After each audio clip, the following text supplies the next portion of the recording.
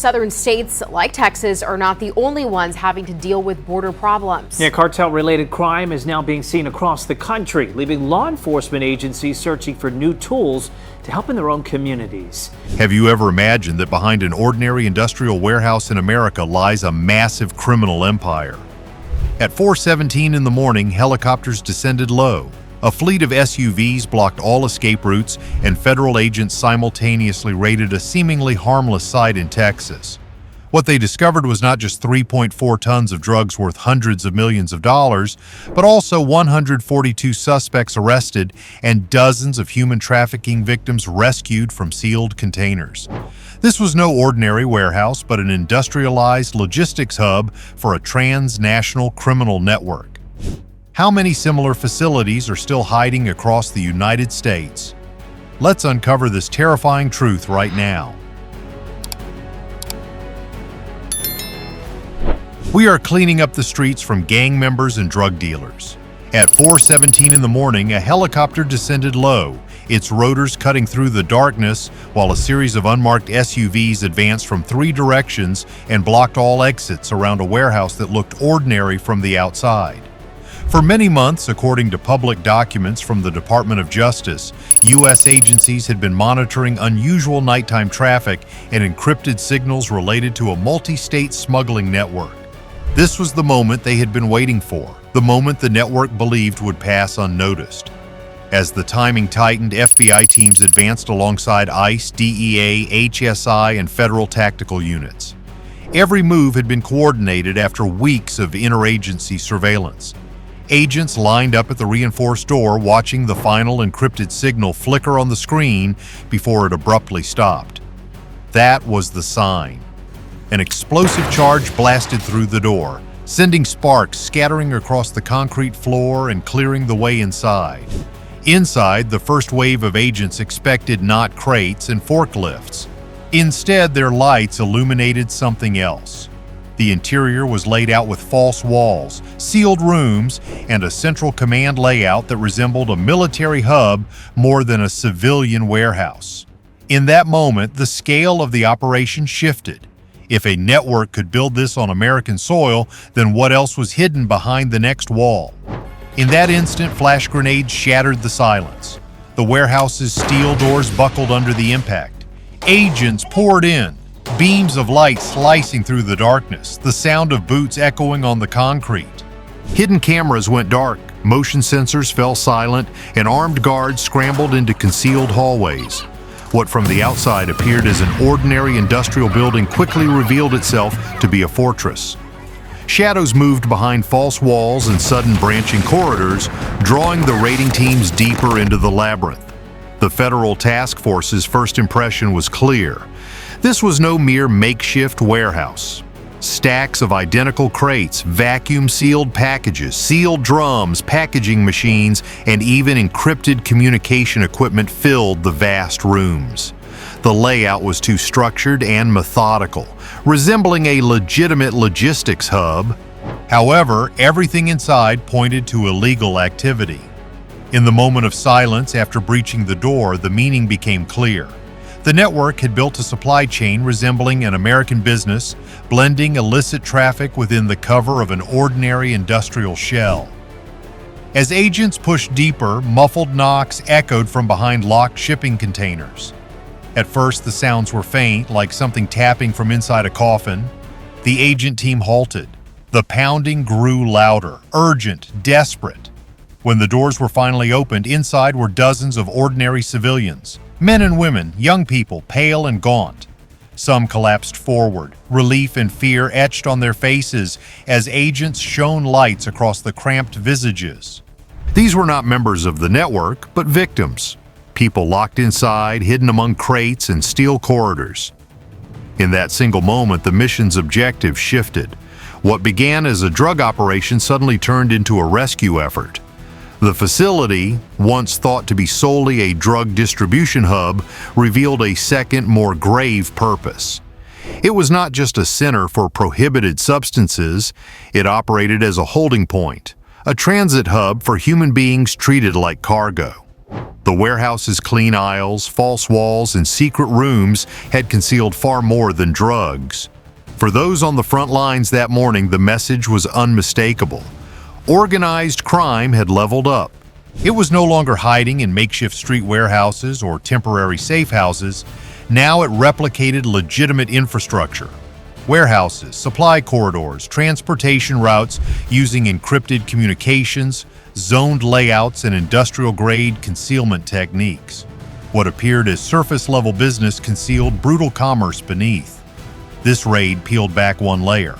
But the question remained, if such a sophisticated network could build undetected, how many more were waiting across the country, hidden behind closed doors and industrial facades? Inside the massive warehouse, the reality of what the agent stepped into became clear almost immediately. Under the dim glow of tactical lights, long rows of sealed packages stretched into the distance, stacked with the precision of a major distribution center. Vacuum-sealed plastic bundles lay beside metal drums containing chemicals, while containers of drugs were piled up to the ceiling. As the teams pushed deeper into the facility, they discovered massive quantities of cocaine, high-purity methamphetamine, heroin, and fentanyl-based pills, all compressed and organized into industrial-grade loads. When the final tally was recorded, the total weight reached 3.4 tons, a figure so large it eliminated any possibility that this was a small-time hideout. Clearly, this operation was not designed for local dealers. It functioned as a regional hub capable of supplying entire states. In one interior room, investigators found equipment that looked more suited to a licensed pharmaceutical site than a criminal compound. Heavy-duty pill presses stood beside high-capacity vacuum sealers, and drums of precursor chemicals lined the concrete floor. Stacks of identical packaging lay next to money counters and ledgers written in shorthand code. Nothing resembled the makeshift tools of street-level smuggling rings. Instead, it mirrored the machinery of a highly organized enterprise running with near-corporate efficiency. For the federal teams sweeping the building, the message was unmistakable. This network had replicated the operational style of legitimate supply chains, camouflaging criminal work behind the facade of an ordinary industrial warehouse. The massive volume of seized drugs drove the point home. A shipment of this scale had the potential to saturate dozens of American cities, overwhelming regional law enforcement and public health systems. This was never a neighborhood temporary site. It operated as a distribution node designed to assemble, package, and move loads over long distances. That understanding sharpened as agents discovered a collection of maps and shipping documents scattered on a table in a secure room. Detailed route charts listed pathways, while markings on the wall map pointed to major highway arteries. Among the routes mentioned most frequently were Interstate 35 and Interstate 10, two highways running across the United States from the southwest to the Midwest and east. These routes were not chosen randomly. They formed the main logistics channels that legitimate transportation companies use daily, making them ideal for concealing illegal goods within normal commercial traffic. As agents continued cataloging the drugs and machinery, an unexpected discovery shifted the tone of the operation once more. Behind a false wall hidden within the warehouse structure, personnel found a storage area containing several large drums labeled as industrial materials. When the drums were pried open, they revealed another layer of deception. Instead of tools or mechanical supplies, each container was packed tightly with bundles of pills ready for immediate shipment. Nearby, paperwork referenced destinations in states far beyond Texas, indicating these shipments were scheduled for long-distance network distribution. The sophistication behind this setup stood out. Every layer of the warehouse, from the equipment to the packaging to the shipping documents, was designed to support large-scale drug movement. Nothing inside reflected small-time operations. This warehouse belonged to a network that had elevated smuggling strategies to an industrial level. The massive volume of drugs, professional production tools, chemical stockpiles, and mapped logistics routes all pointed to nationwide activity. Rather than acting like independent criminals, those running this facility were part of a coordinated system spanning state borders. Their success relied on exploiting legitimate transportation channels, blending illegal shipments into the constant flow of goods moving across American highways and cargo corridors. As agents processed the evidence, bricks of drugs arranged on the concrete floor, folders full of encrypted delivery schedules, machinery capable of producing thousands of pills per hour, the true weight of the raid became impossible to ignore. This was not a simple seizure. This was a strike at the heart of a sophisticated smuggling network. Operations like this require planning, funding, and manpower far beyond the scope of a local dealer. It represents a hidden infrastructure that mimics legitimate business practices, complete with schedules, specialized equipment, and layered concealment techniques. The raid did more than remove drugs from circulation. It tore open a system that had been operating under the radar by imitating legitimate industry. The warehouse operated not just as a drug storage facility, but as a cog in a much larger machine where narcotics were processed, sorted, disguised, and routed with the precision of a commercial supply chain. Every inch of the facility attested to how the criminal enterprise had learned to adopt legitimate business methods to conceal its illicit trade. By the time the last container was inspected and the final ledger photographed, investigators understood that the operation's significance extended far beyond the warehouse walls. What they had uncovered was a blueprint, a template that criminal networks could replicate elsewhere. The Texas warehouse was merely one component of a vastly larger system. Can you imagine it? A seemingly ordinary industrial warehouse serving as a massive drug smuggling hub right on American soil. And even though shutting it down was a decisive blow, the documents, maps, and materials left behind suggested that the network extended much further, supported by similar facilities scattered across multiple states. The raid exposed the inner workings of a network that had industrialized its operations, turning hidden smuggling routes into a sophisticated business engineered to move massive quantities of drugs across the country. But as agents realized the warehouse was engineered to funnel narcotics throughout the entire region, one question rose to the forefront: if this place functioned as a factory in the network's machine, then exactly who was running it from the inside, and how many people were keeping this machine alive? Inside that warehouse, the scale of the operation unfolded with stark gravity as federal agents moved from room to room. Each hallway revealed more evidence. It wasn't a makeshift stash hiding a few kilos, but a maintained industrial-grade packaging and distribution infrastructure, vast halls and methodical operations. Once the count was complete, authorities confirmed 142 individuals were taken into custody. The group included truck drivers, warehouse managers, teams handling encrypted communications, money launderers, and armed security personnel, each role essential to keeping the operation running. On-scene reports pinpointed that exact number: 142 arrested in the nationwide smuggling takedown centered on the Texas warehouse. As the raid unfolded, some suspects attempted to escape upward through ceiling panels. Others crawled into overhead ductwork, trying to vanish into the shadows and ventilation shafts. The sudden realization forced agents to shift tactics. In one instance, a locked shipping container had to be forcibly opened after noises from inside revealed attempts to conceal more than just cargo. What was inside the metal container stunned even seasoned personnel. Not merchandise, but terrified human beings. People being smuggled, hidden alongside drugs and cash.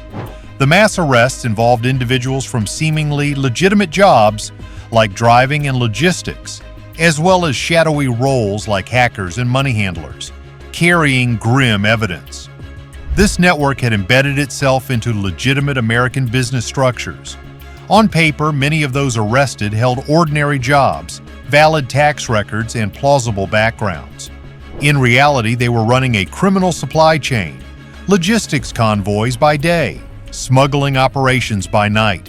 This dual existence underscored a chilling sophistication. By operating in parallel, the network concealed its illicit logistics within ordinary business infrastructure, defeating simple suspicion. The fact that many of the arrests came from roles typically associated with everyday commerce, warehouse workers, drivers, cargo coordinators, spoke volumes about how deeply the network had infiltrated supply chains. Some of those arrested reportedly earned legitimate incomes with steady employment records, yet they stood accused of handling encrypted communications, orchestrating shipments, and moving drugs across state lines, motivated by profits that far exceeded daily wages. For some, moonlighting for the network promised income many times over, enough to outweigh the risk of exposure. The lure proved powerful. Authorities described the takedown as far more than a drug seizure. It was the dismantling of a fully operational criminal logistics and personnel network. It exposed how smuggling organizations had evolved beyond relying solely on street-level dealers or makeshift roadside warehouses. Instead, they had built infrastructure mirroring legitimate logistics companies. Warehouses, transport fleets, encrypted communications, internal security, money movement operations, all wrapped in a plausible business facade. For law enforcement, dismantling such an enterprise required not just force, but months of intelligence gathering, digital surveillance, and multi-agency coordination. In the morning light, as agents cuffed suspects and led them into SUVs, the scene served as a stark warning. Organized crime in 2025 had become industrialized. It utilized the same supply routes, the same transportation networks, even the same job titles found in legitimate commerce, but with one difference: the cargo was poison. Paychecks came from violence, and profits fueled a hidden war on communities across the continent. Even with 142 arrests, investigators warned that this might represent only one node in a vast network. The numbers stunned local residents and federal officials alike, but they emphasized that the operation was just the beginning. Soon enough, more warehouses, transit hubs, and financial channels could come under attack. The takedown exposed a system that had adapted and evolved under the radar. If this warehouse operated like a fully staffed organization, then exactly who was funding it, and how far did the money trail truly extend beyond Texas? The deeper agents moved into the warehouse, the more the operation shifted from a simple drug bust into something far larger. Behind rows of steel cabinets, investigators discovered stacks of plastic-wrapped ledgers. When opened, the pages told a story more unsettling than the piles of drugs in the next room.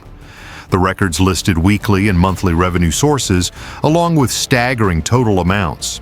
According to figures later confirmed in federal briefings and reflected in public reports from YouTube analyses of the raid, the warehouse generated more than $28 million each month through drug movement and related financial channels. The handwritten numbers sat alongside encrypted references, shipping schedules, and secret identifier chains.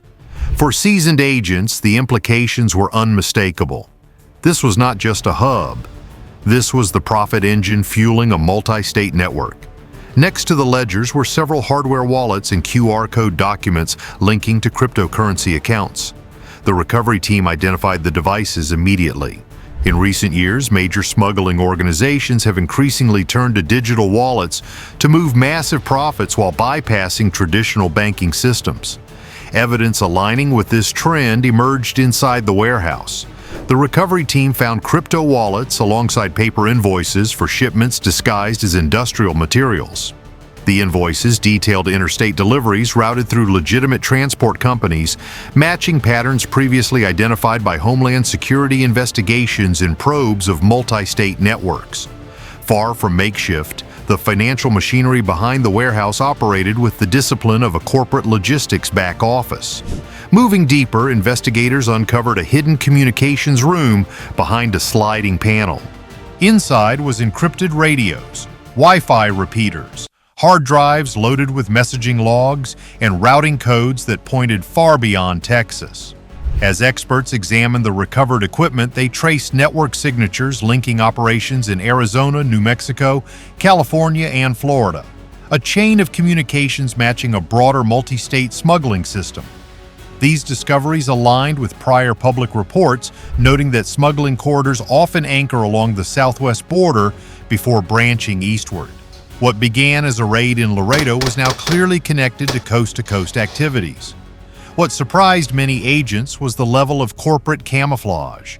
The paperwork inside the warehouse revealed a business registered as a logistics company with operating contracts, tax filings, employee rosters, and scheduled deliveries. On the surface, it appeared as an ordinary distribution center, trucks coming and going, warehouse staff working rotating shifts, invoices submitted daily. However, the documents uncovered in the raid exposed what prosecutors in similar cases have described as a dual-track structure.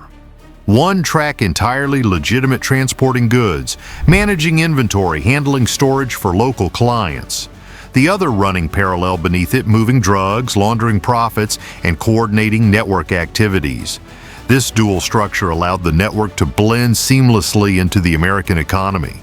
From this Texas warehouse raid, the greatest lesson for all of us is everyday vigilance. Organized crime today no longer operates in the shadows or dimly lit street corners, but has skillfully blended itself into the legitimate business systems we encounter daily, from trucks on the highways to warehouses in familiar industrial parks. This serves as a reminder that community safety depends not only on law enforcement agencies, but also on the observation and responsibility of every citizen. If you notice anything unusual, report it immediately. A small detail could be the key to dismantling an entire massive criminal network. We are all part of society's protective barrier. The raid on the Texas warehouse has exposed a terrifying reality.